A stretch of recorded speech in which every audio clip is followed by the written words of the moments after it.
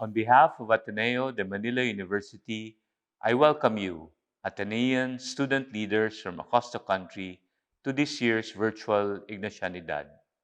At the start of my presidency here at Ateneo de Manila, I spoke of working towards a better normal.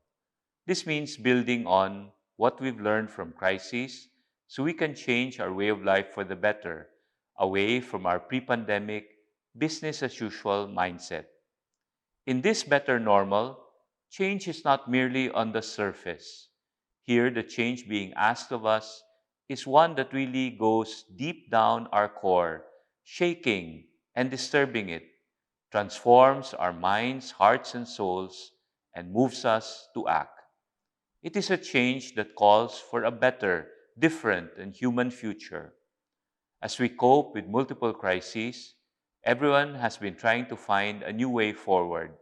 We've been talking about defeating COVID 19, restarting the economy, treating our planet better, and for countries such as ours, protecting our democratic ideals and cherished freedoms in the face of lies, deceit, and crumbling trust in institutions. But for this to happen, we should first focus on the human aspect. The road to a better normal starts with us, all of us, becoming better persons. Because, come to think of it, almost all the problems we are confronting now, from the climate crisis to the widening wealth gap to human rights abuses, are rooted in our society increasingly becoming fragmented, self centered, closed off, and disconnected. This is despite having a supposedly social, open, and interconnected world.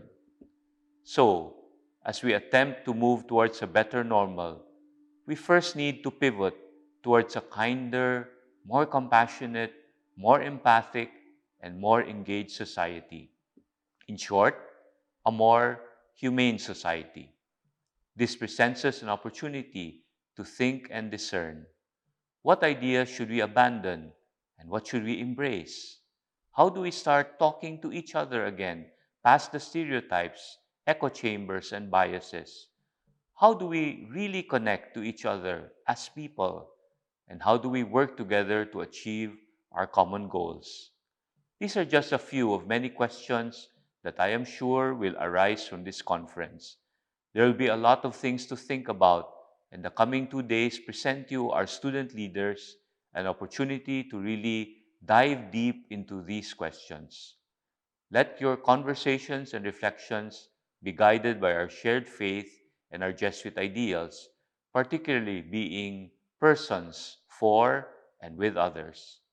I trust that you will take this opportunity to think and discuss these extensively and come up with ideas that could help us chart a better, different, and human future.